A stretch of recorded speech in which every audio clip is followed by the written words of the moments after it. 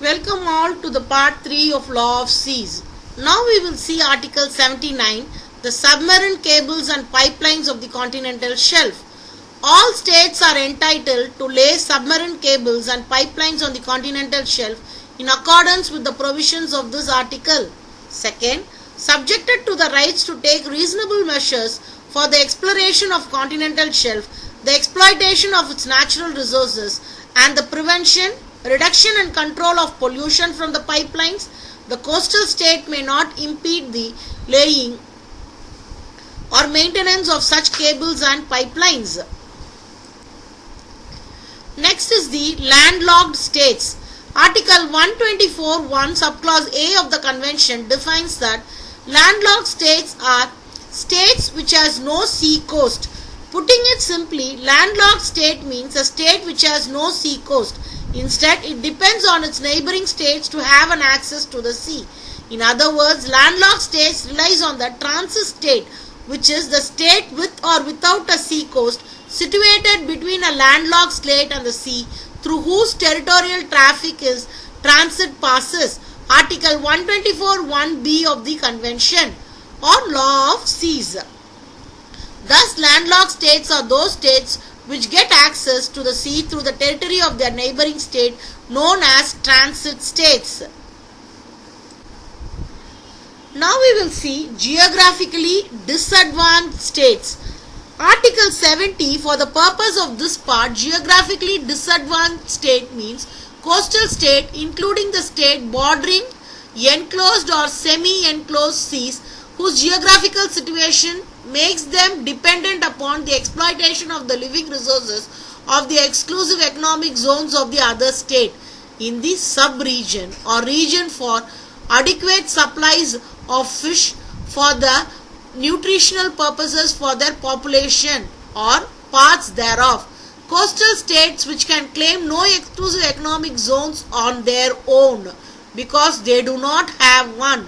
Geographically disadvantaged states shall have the rights to participate on an equitable basis in the exploitation of an appropriate part of the surplus of living resources of the exclusive economic zone of the coastal state or the same sub-region or the region, taking into account the relevant economic and geographical circumstances of all the state concerned and in conformity with the provisions of this article and Article 61 and 62.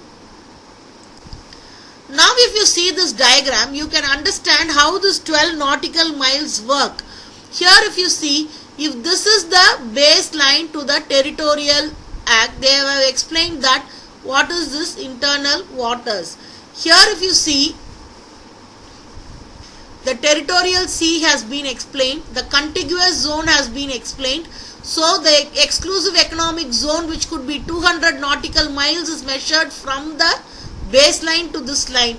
Then you have the high seas or the open seas, which is common to all. No one can claim territorial or sovereign rights over the open sea or high seas. That is what this diagram is explaining.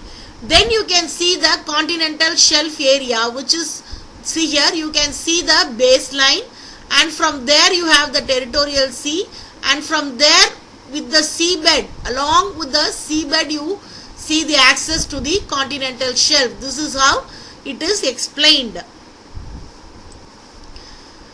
This is explaining the rifts and the other positions are archipelagic areas. So Philippines is one best example. So they have explained here how the islands or the cluster of islands form together to form an archipelagic state. Here they are explaining how the exclusive economic zone is measured, the continental shelf is measured, the contiguous zone is measured, the territorial sea is measured along with its baseline. All that is diagrammatically explained here, taking Philippines, which is one of the best example. Here you can see the warships or other ships that is using the innocent passage or during times of need. But here the permission is sought out by the coastal state. The law of the coastal state is being governed.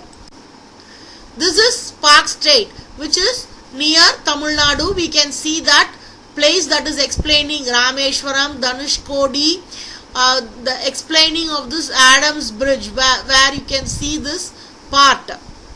Okay, in the Gulf of Mannar area, which is rich in biodiversity. So researchers have been taken place in 1998 to prove that which are all the organisms, the flora and the fauna which needs to be protected, which is in the extincting stage. That means it is getting it is no more, the organism or the species is no more in existence. So extinction state. So all that is being explained. This is to explain the passage of cargo ships. So the innocent passage of any cargo ship, where they are talking about the flag state. If the person and the crew which are there inside this ship is governed by the laws of the flag state, when they commit a crime in the port or in the area where they are transporting the goods. For that purpose, the law is governed. So explaining all this, you will understand now. Yes, this is explaining continental shelf. Earlier you saw from the baseline, this crust is from the ocean bed. You can see the areas.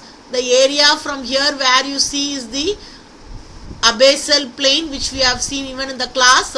So this is the slope that is forming. Here is the area. So when this crust is there, when you construct a port or when you want a ship to stand, you should read this line, or else there will be a great damage to the ship and it would be very difficult. So understanding continental shelf becomes very important and necessary. So here we end the law of sea. Thank you.